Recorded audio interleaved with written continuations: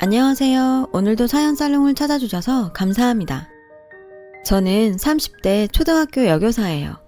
저는 작년에 결혼할 뻔했다가 파혼을 했어요. 아니, 정확히 말해서 파혼을 당했어요. 파혼을 하고 한동안 정말 많이 힘들었는데 얼마 전 이런 저의 억울함을 한 방에 씻겨 내려가게 해준 일이 있어 속 시원한 마음에 이렇게 사연을 보내봅니다. 저의 파혼 이유는 저희 부모님 직업 때문이었어요. 부모님은 시장에 있는 작은 점포에서 음식 장사를 하고 계시거든요. 왜 시장에 가면 호떡도 팔고 옥수수도 파는 그런 가게요. 저희 부모님은 각자 그런 작은 점포에서 지금까지도 호떡과 붕어빵, 옥수수 같은 것들을 팔고 계세요. 부모님은 각자 처녀총각 때 시장에서 운명처럼 만났어요. 호떡 아가씨와 붕어빵 총각으로 불리며 자연스럽게 연인이 되었고 그 인연은 결혼으로 이어져 저희 부모님이 되셨죠. 제가 태어나기도 전부터 각자의 점포에서 지금까지 한결같은 정성으로 최선을 다해 음식을 만들고 계세요. 멋모르던 아주 어릴 땐 엄마 아빠가 팔다 남은 맛있는 음식을 매일 먹을 수 있어서 좋았던 기억이 아직도 나는데 저는 학교에 다니고부터는 이상하게도 엄마 아빠가 시장에서 그런 장사를 한다는 게 창피하다고 생각했어요. 그래서 친구들이 혹시나 시장에 와서 저희 부모님을 볼까봐 일부러 저는 시장 근처엔 얼씬도 하지 않았었죠. 저는 매년 학기 초 부모님의 직업을 써내야 하는 안내문엔 엄마는 전업주부, 아빠는 회사원이라고 거짓말로 썼고 혹시라도 친구 중 누군가 저희 부모님이 시장에서 장사하는 것을 알게 될까봐 전전긍긍했어요. 그냥 싸구려 음식인데 뭘 그렇게 신경 써. 그냥 만들어도 사람들은 몰라. 모르긴 왜 몰라. 먹어본 사람들은 다 알아. 사람 입에 얼마나 정직한데. 그리고 사람 입에 들어가는 음식엔 다 정성이 들어가야 하는 거야. 그냥 싸구려 음식인데. 엄마 음식이 값으로 따지자면 싼 건 맞지만 그만큼 힘든 사람들이 자주 찾아주는 음식이니까 더 신경 써야지. 아빠도 그래서 일부러 좋은 판만 골라서 삶으시잖아. 엄마 아빠는 비록 싼 음식이지만 온 마음을 다해서 만들고 싶어. 고작 몇백 원, 몇천 원 하는 음식인데 저는 매일 저녁 호떡 반죽에 들어가는 육수를 만드는 엄마와 새벽까지 팥을 삶는 아빠를 보며 누가 알아준다고 저런 고생을 하는지 이해가 가지 않았어요. 하지만 점차 철없던 생각은 한결같은 정성으로 음식을 만드는 부모님을 보고 점차 바뀌게 되었고 세상은 저희 부모님처럼 정직하고 성실하게 살아야 한다는 큰 교훈을 배우게 되었나 봐요. 나중엔 저희 부모님의 직업을 무척 존중하게 되었어요. 그런 저희 부모님을 직업이 전부인 듯 자신의 잣대로 평가하고 무시하다니 지금 다시 생각해도 분노가 일어요. 왜 어른들이 그런 말씀을 하시잖아요. 저런 건 귀신도 안 잡아가고 뭐하냐고. 저는 파혼 후 분노가 치밀어 오를 때마다 그런 비슷한 생각을 했어요. 부디 제발 누구든 좋으니 천벌이라도 내려주라고요. 그런데 하늘이 제 억울함을 알았을까요? 2달 전 뜻밖의 기회가 찾아왔고 그 소식을 듣고 어찌나 기분이 좋던지. 제 밑으로 9살 터울의 여동생이 있어요. 소위 말하는 늦둥이였죠. 저는 태어난 동생에게 질투는커녕 동생과 차이가 많이 나서인지 세상에서 가장 예쁘고 귀여웠어요. 하지만 정작 본인은 자기 외모가 마음에 들지 않는다며 불만이 컸었죠. 언니, 나는 왜 눈이 이렇게 작지? 언니는 쌍꺼풀도 있는데 나는 없고. 엄마 아빠가 나이가 많을 때 나를 낳아서 좋은 건 하나도 못 줬나 봐. 언니는 이렇게 예쁜데. 저는 동생이 볼에 잔뜩 바람을 넣고 투정 부리는 모습까지도 너무 사랑스러웠어요. 그래서 늘 아니야, 언니 보기엔 우리 유정이가 언니보다 훨씬 예뻐 라고 입에 침이 마르도록 이야기해 주었죠. 하지만 외모에 꽂힌 동생은 제 말이 귀에 들리지 않았고 급기야 수능이 끝나는 날 혼자 겁도 없이 성형외과에 상담을 갔지 뭐예요. 언니, 학교 끝났어? 지금 땡땡땡 성형외과로 와주면 안 돼? 저는 동생의 전화를 받고 무슨 일이지 싶어 동생이 이야기한 성형외과에 급하게 갔어요. 가서는 얼굴에 사인펜으로 잔뜩 그림 같은 게 그려져 있는 동생을 보게 되었어요. 너 얼굴이 왜 그래? 영문을 모르는 저는 동생을 보고 놀라서 물었어요. 그러자 언니, 내가 상담을 받았거든. 마침 수험생 할인도 해준다는데 어떻게 언니가 대신 병원비 좀 내주면 안 될까? 여기 간호사 언니한테 물어봤는데 카드로 결제하면 무이자 할부도 된대. 저는 황당하고 어이가 없었어요. 하지만 제 동생은 제가 결제를 해줄 거라고 믿었는지 잔뜩 기대하고 서 있더군요. 저는 가방에 있던 물티슈를 꺼내 동생의 얼굴을 닦았어요. 그러자 동생은 놀라며 제 손을 붙잡고 하지마, 이대로 수술해야 한단 말이야. 네가 수술할 데가 어딨어. 언니가 말했지. 넌 충분히 이쁘다고. 그러니까 얼른 지우고 집에 가자. 싫어, 나 오늘 수술할 거야. 몇 달만 지나면 20살이 되는 동생은 마치 9살 아이처럼 저에게 떼를 썼어요. 그때였어요. 저와 동생의 소란에 진료실에 있던 남자 의사가 걸어 나왔습니다. 선생님, 오늘 수술할 수 있죠? 저는 동생의 말을 듣고 남자 의사를 불쾌하게 쳐다봤어요. 저 의사가 내 동생 얼굴에 그림 같은 것을 그리고 수술이란 바람을 넣지만 않았어도 일이 이 지경까지 가지 않았을 테니까요. 남자 의사는 동생과 저를 번갈아 봤어요. 그리고 사태 파악을 했는지 그제야 동생에게 이렇게 말하더라고요. 오늘은 안 되지. 선생님 퇴근도 해야 하고. 아까는 야간 수술도 가능하다고 하셨잖아요. 그건 의사는 우물쭈물 야간 수술 접수가 끝났다는 등 어설픈 핑계를 댔어요. 동생은 입이 대빨 나왔지만 사태는 그렇게 수습이 되는 듯 했습니다. 야, 아무리 예뻐지고 싶어도 그렇지. 시험 끝났다고 돈도 없이 바로 성형외과에 가냐? 넌 잘못될까봐 겁도 안 나? 저는 집에 오는 내내 동생에게 잔소리를 했죠. 동생은 삐졌는지 저에겐 아무 말도 하지 않았고 연신 뒤통수만 보여줬어요. 장사를 마치고 돌아오신 부모님은 퉁퉁 부어서 아무 말도 하지 않는 동생을 보시곤 시험을 망쳐서 기분이 좋지 않은지 걱정을 하셨죠. 저는 그날 저녁 곰곰이 생각했어요. 가지 말라고 한들 동생이 말을 들을 것 같지 않았거든요. 그렇게 저희 걱정은 곧 현실이 되었어요. 학교 수업을 마치고 퇴근 준비를 하는데 모르는 번호로 문자가 한 통 왔어요. 문자의 내용을 읽어보니 동생이 또 성형외과에 찾아갔더라고요. 이번엔 병원비를 분납할 수 없냐고요. 저는 문자가 찍힌 번호로 연락을 했어요. 번호의 주인은 그날 봤던 남자 의사였고 저희는 그렇게 동생 때문에 몇 차례 연락을 주고받게 되었어요. 제가 부탁이 하나 있는데요. 뭐죠?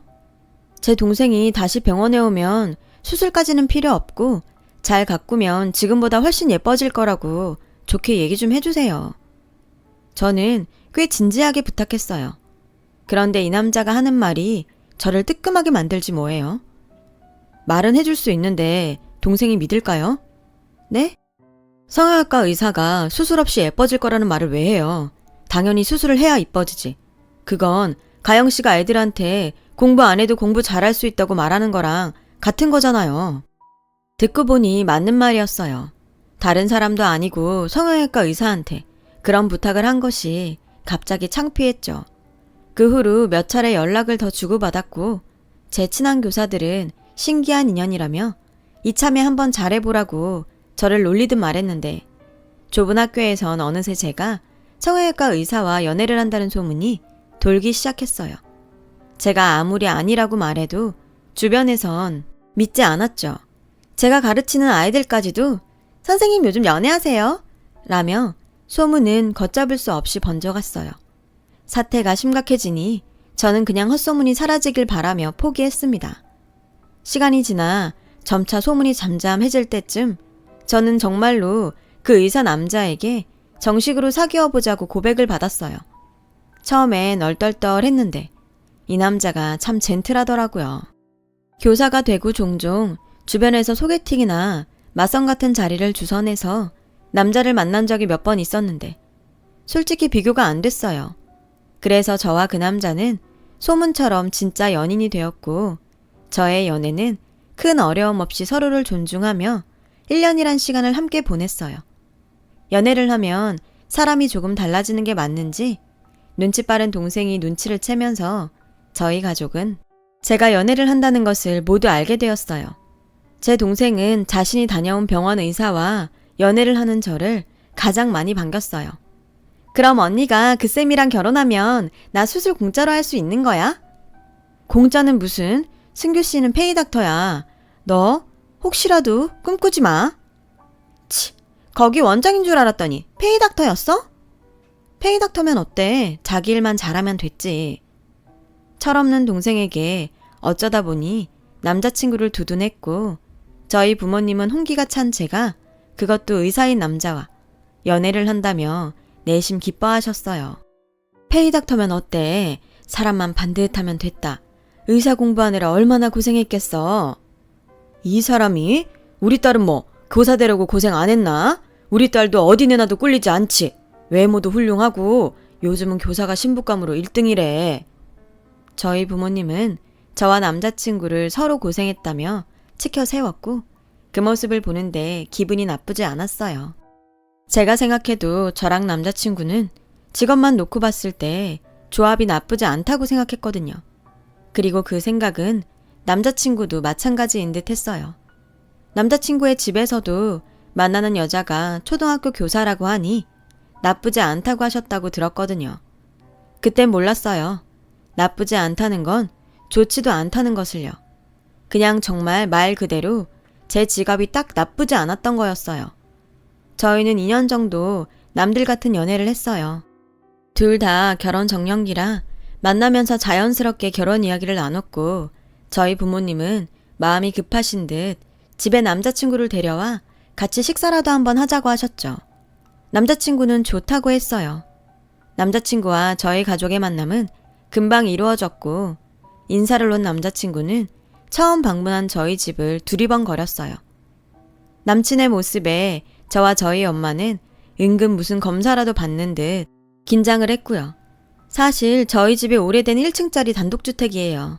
이미 이사를 왔을 때부터 저희 집은 지어진 지 20년이 넘었었고 그 해에는 40년이 넘어가고 있었죠. 그리고 집안의 살림도 상황은 크게 다르지 않았어요. 보기엔 확실히 집은 오래되고 낡은 느낌이 강했어요. 평소엔 모르고 살았는데 남자친구를 집에 데려오니 별것들이 다 눈에 들어와 심란하더라고요. 하지만 남자친구는 저희 집에 대해 아무 말도 하지 않았어요. 오히려 저희 엄마가 해준 음식이 맛있다고 싱글벙글이었죠. 남자친구가 저희 집을 보고 실망했을까봐 은근 걱정했는데 남친의 반응에 마음이 놓였어요. 그리고 그 후 저희 집에서는 거의 제가 이 사람과 결혼한다는 것이 기정사실처럼 여겨졌어요. 그리고 얼마 후 저도 남친 집에 인사를 가게 되었어요. 그날은 남자친구의 홀어머니를 뵐 생각에 옷과 화장에 잔뜩 신경을 쓰고 꽃다발까지 준비했는데 남자친구는 자기 집 앞에서 저에게 전혀 생각하지 않았던 말을 꺼냈어요. 있잖아, 사실은 내가 자기 부모님 직업을 거짓말했어. 남자친구는 자기 엄마에게 저희 부모님이 카페 프랜차이즈 사업을 하고 계신다고 거짓말을 했다고 하더라고요. 저는 그 말을 듣고 어이가 없고 화가 났어요. 저도 뭐라 할 처지는 아니지만 남자친구의 집이 그리 썩 풍족하진 않다고 들었거든요. 저는 모르면 몰라도 적어도 그런 재산이나 조건으로 이렇게나 마음을 다칠 거라고는 생각도 하지 못했어요. 그래서 불쾌한 마음에 그냥 가겠다고 돌아서니 어머, 닥터강, 우리 아들 벌써 왔어. 어서 와요. 내가 우리 승규 엄마예요. 반가워요. 그의 어머니가 케이크를 사들고 저희 쪽으로 걸어오지 않겠어요? 당황한 저희를 보며 그의 어머니는 아무것도 모른 채 집으로 들어가자고 하셨고 저는 얼떨결에 그의 집에 들어가게 되었어요. 그가 사는 아파트는 20평이 조금 넘었는데요. 저희 집에 비해 훨씬 낡았어요.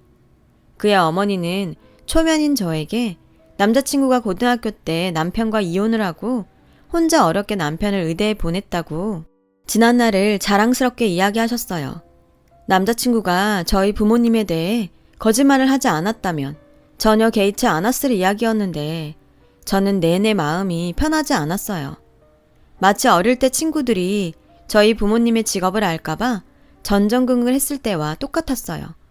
그리고 제가 우려하던 일은 곧 현실이 되었어요. 가영 씨라고 했나? 가영 씨는 지금 어느 동네 살아요? 우리 승규도 슬슬 개원을 해야 하는데 어느 동네가 괜찮을지 요즘 내가 부동산만 다닌다니까. 그의 어머니는 제게 사는 동네를 물으셨어요. 제 대답에 아, 거긴 동네가 좀 애매한데 재개발 얘기가 있긴 한데 시장 근처라 그런지 손님 격이 좀 떨어지는 것 같고 아, 그래도 뭐 부모님이 사업을 하시니까 돈 걱정은 없겠네요. 그죠? 체인점 이름이 뭐예요? 저는 그의 어머니 말에 목구멍에 가시가 박힌 듯 불편했어요. 그래서 저는 그의 어머니에게 저희 부모님의 직업을 사실대로 이야기했습니다. 언젠가는 아실 텐데 언제 들킬까 끙끙거리기 싫었거든요. 사실 저희 부모님은 시장에서 호떡이랑 붕어빵을 파세요. 뭐? 잠깐만. 내가 지금 뭘 들은 거야? 시장? 호떡? 그의 어머니는 제 말에 깜짝 놀라셨는지 어이가 없다는 듯 호들갑을 떠셨어요. 그 모습에 저는 민망했고 남자친구는 당황한 눈치였어요. 엄마, 내가 이따가 설명할게. 어머, 기막혀? 설마 내가 아는 시장 안에서 비위생적으로 파는 싸구려 호떡이랑 붕어빵 말하는 거예요? 그의 어머니는 저에게 도끼 눈을 하며 사실 확인을 했어요. 비위생적이라는 둥, 싸구려라는 둥, 기분 나쁜 단어들에 꽂혀 저는 아무런 대답도 하지 않았죠. 제 반응에 그의 어머니는 답답하다는 듯 일어나 냉장고에서 찬물을 꺼내 그 자리에서 벌컥벌컥 마시더라고요. 그리고 아주 불쾌한 눈으로 저를 쳐다보더니 그 찬물을 갑자기 저에게 뿌리셨고 저는 처음 당하는 수모에 놀라 그의 어머니를 쳐다봤어요. 그러자 그의 어머니는 성난 코뿔소처럼 씩씩거리며 저에게 화를 내기 시작하셨어요. 미안한데 이 결혼은 무효야. 나는 그런 싸구려 불량식품이나 파는 집구석하고는 사돈할 생각이 눈꼽만큼도 없거든. 초등학교 교사라고 해서 나쁘지 않다고 생각했는데 어디 감히 그런 하찮은 집에서 우리 아들을 넘봐. 아주 웃기지도 않아. 그런 집구석에서 자란 주제에 지 기분이 나빠? 그렇다고 대답을 하네. 역시 보고 자란 게 그 꼬라지니. 하찮은 집? 저는 저희 집보다도 더 초라한 그의 집을 보면서 헛웃음이 나왔어요. 그러는 사이 남자친구는 놀라서 얼른 수건을 가져와 제 얼굴을 닦아주더라고요. 그 모습에 더욱 화가 뻗친 그의 어머니는 다 큰 당신의 아들의 등짝을 후려치며 이렇게 말씀하셨어요. 내가 너를 어떻게 키웠는데 이런 말도 안 되는 집구석 여자를 데리고 와? 저는 더는 그 집에 있을 수 없었죠. 남자친구의 손을 뿌리치고 그 집을 뛰쳐나왔어요. 그리고 오는 택시 안에서 내내 울었어요. 되먹지 못한 사람이 얘기하는 그 웃기지도 않은 말에 헛웃음도 나왔지만 그 사람이 그의 어머니인 것이 마음 아팠고 입에서 나온 아픈 단어들을 마냥 흘려들을 수가 없었어요. 그날 밤 남자친구는 연신 전화와 문자로 미안하다고 했어요.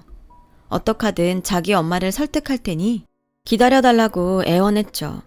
저는 남자친구에게 헤어지자고 말했고요. 니네 집이 그렇게 잘났어? 지들 처지는 생각도 하지 않고 우리 부모님 직업이 하찮다고? 창피하다고? 너, 내가 그렇게 창피했니? 그렇게 거짓말하는 너와 똑같은 너의 집과는 더는 엮이고 싶지 않아. 너 같은 사람이 좋았던 내가 다 창피하다야. 그렇게 얘기했죠. 제 말을 들은 남자친구는 아무 말도 하지 못하더라고요. 저희는 그렇게 헤어지는 듯 했어요.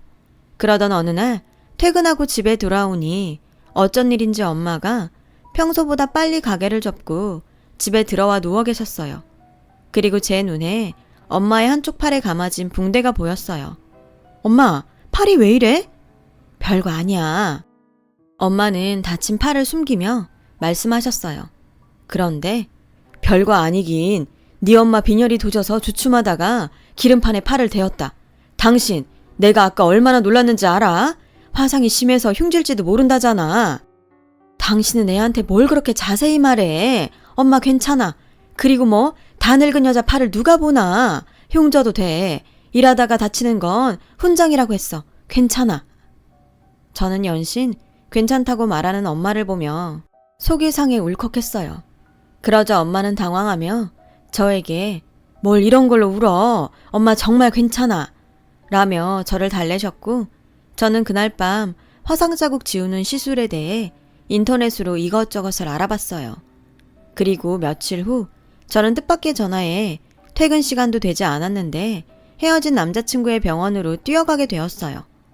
제가 병원에 도착하니 제 동생이 저희 엄마의 팔을 남자친구에게 보여주고 있었어요. 야, 너 언니한테 말도 안 하고 엄마를 여기 데려오면 어떡해? 깜짝이야. 뭘 그렇게 소리를 질러? 자기 남친이 성형외과 의사인데 언니 너는 엄마 팔도 안 보여주고 뭐했냐? 아직 저와 남자친구가 헤어졌다는 것을 모르는 동생은 저에게 서운하다는 듯 말했고 엄마는 효기진 자신의 팔을 헤어진 남자친구에게 보여주며 연신 민망한 듯 시선을 어디에 둘지 몰라 하셨어요. 아무튼 일단 나가자. 나가서 얘기해 엄마. 나가자. 저는 엄마와 동생을 데리고 최대한 빨리 그곳에서 나가려고 했어요. 괜찮아. 내가 이 정도는 해드릴 수 있지. 너무 그러지 마. 헤어진 남자친구는 저를 말리며 저희 엄마 팔의 흉터를 꼼꼼히 살폈어요. 미안해요. 괜히 내가 여기까지 와서 곤란하게 했나 봐요. 하나도 안 곤란해요. 요즘은 화상 흉터 지우는 거 어렵지도 않고 이 정도면 수술까진 안 해도 될 것 같아요. 시간은 좀 걸리겠지만 계속 치료받으시면 많이 좋아지실 거예요. 어머, 다행이네. 솔직히 말은 안 했어도 걱정했거든. 결혼도 하기 전에 내가 벌써 의사 사위 덕을 보네. 저희 엄마의 사위라는 말에 저는 마음이 불편했어요. 그리고 마치 제 예감이 맞았다는 듯 다신 보고 싶지 않았던 그의 어머니를 병원에서 보게 되었습니다. 어머, 이게 다 뭐야? 그리고 뭐? 사위? 엄마, 연락도 없이 갑자기 여긴 왜 오셨어요? 내가 내 아들 보려고 왔는데 연락해야 하니? 다신 볼 일 없을 줄 알았는데 이 끈질긴 거지 같은 사람들은 다 뭐야? 저는 아무런 거리낌 없이 막말을 쏟아내는 그의 어머니 앞에 더는 가만히 있고 싶지 않았어요. 그래서 거지 같다니요. 말씀 가려서 하세요. 그래? 듣기는 싫은가 보네. 그럼 여길 오지 말았어야지. 헤어졌으면 그만이지. 뭔 덕을 보겠다고 여길 와? 염치도 없어 정말. 가영아, 이게 다 무슨 말이니? 너 헤어졌어? 이봐요, 호떡 아줌마. 전 그쪽 같은 집안이랑 엮이고 싶지 않으니까 당장 나가세요. 저희 엄마는 그의 어머니의 몰상식한 태도에 놀라서 손을 부들부들 떠셨어요. 그 모습에 화가 난 저는 태어나 처음으로 저보다 나이 많은 어른에게 핏대를 세우며 목소리를 높였습니다. 누가 들으면 이 병원 아줌마 아들 건 줄 알겠네요. 저도 당신 같은 몰상식하고 무식한 집안이랑 어쩌고 싶은 생각 없어요. 붙잡아도 나갈 거고 있으라고 사정해도 나갈 거니 비키기나 하세요. 뭐? 어디 선생이라는 게 말본새 좀 봐? 저는 더는 대꾸도 하지 않고 저희 엄마를 데리고 병원을 나왔고 저희 엄마와 동생은 병원을 나오고 나서도 꽤 충격받은 듯 넋을 놓고 있었어요. 영문을 모르는 아빠는 무슨 일이 있었냐며 답답해 하셨지만 차마 병원에서 있었던 일을 말할 순 없었어요. 그저 제가 죄인이다 싶은 마음뿐이었죠.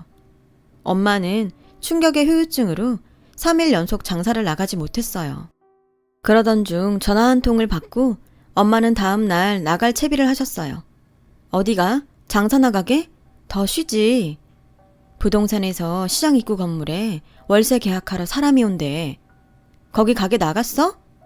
사실 너 결혼하면 결혼 자금으로 쓰려고 미안하지만 빼달라고 했지. 아빠 건물에 마침 자리도 있고 해서 좋게 말했더니 옮겨줬어. 괜히 그분들한테 죄송하네. 어쩔 수 없지. 엄마는 앞으로 너랑 유정이 생각해서 이제 장사 그만둘 거야. 어디 번듯한 가게 차려서 남들이 니네들 무시 못하게 할 거야. 엄마는 제 결혼이 엎어진 이유가 당신 때문이라고 생각하는 듯 했어요.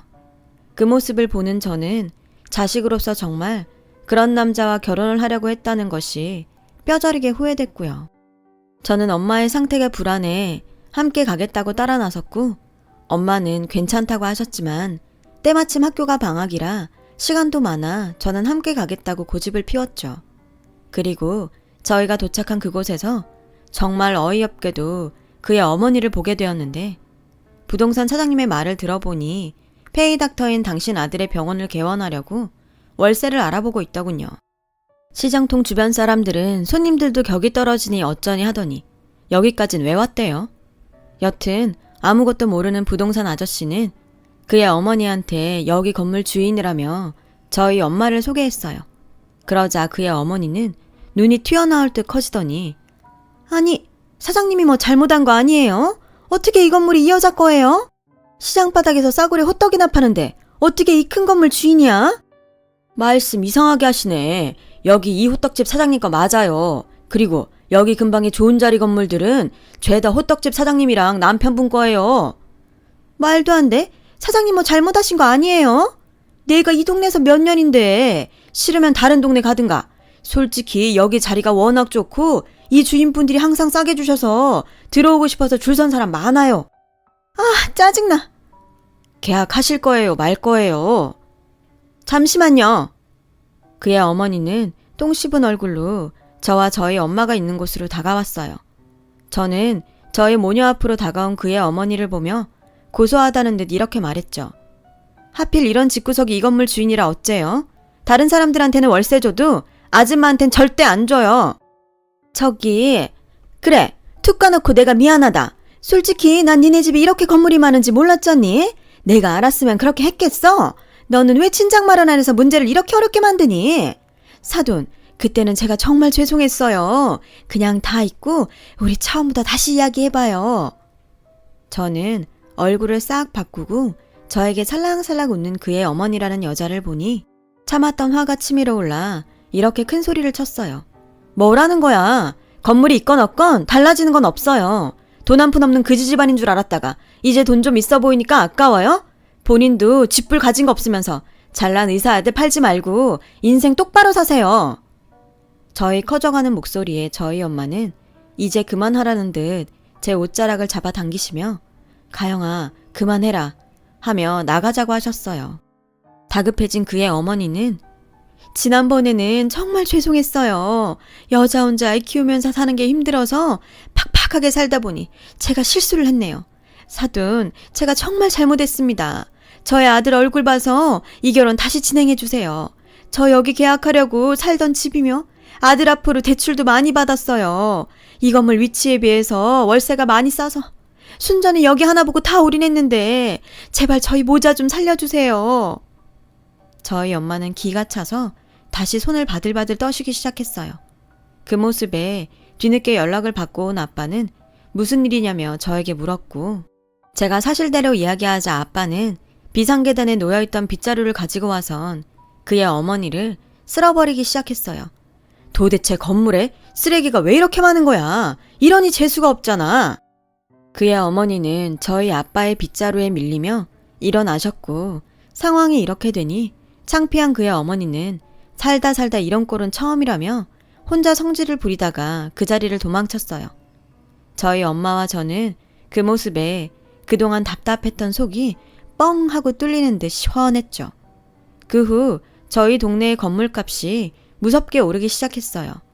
저희 엄마의 건물은 물론이고 아빠의 건물까지 합사해 저희 부모님은 태어나 처음으로 가장 큰 돈을 손에 넣게 되셨고 저는 농담처럼 이제 장사는 그만두고 좋은 집에서 편하게 쉬시며 살려고 말했는데 무슨 소리, 돈은 자고로 자기 손으로 벌어야지. 이 돈은 잘 뒀다가 우리 딸들 시집 갈 때 잘 써야지. 나랑 네 아빠는 시장에서 장사하는 게 천직이야. 안 그래요 여보? 당신 말이 맞지. 시장엔 사람 사는 냄새가 나서 재밌어. 그리고 우리가 없으면 오다 가다 호떡 하나 붕어빵 하나 사 먹는 사람들은 다 어떡하니? 우린 음식도 팔지만 그런 재미도 판다. 그래요. 엄마 아빠 즐거우시면 됐어요. 저랑 동생 때문에 장사 그만두시지는 마세요. 이만하면 정말 저희 부모님은 천상의 짝꿍이 아닐 수 없다는 생각이 들어요. 저도 언젠가는 이런 저희 부모님의 가치를 알아주는 짝꿍을 만날 수 있겠죠.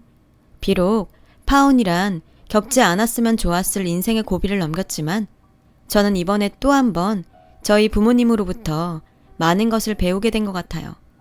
직업에는 귀천이 없다고 하죠. 추억을 판다는 저희 아빠의 말을 들으니 정말 그 말이 맞는 것 같다는 생각이 듭니다. 지금까지 제 사연 들어주셔서 감사합니다. 하시는 일에 모두 보람과 행복이 함께하길 진심으로 바랍니다. 여러분, 사연 댓글에 응원과 현명한 조언 부탁드려요. 좋아요와 구독은 저에게 큰 힘이 됩니다. 오늘도 좋은 일 가득하세요.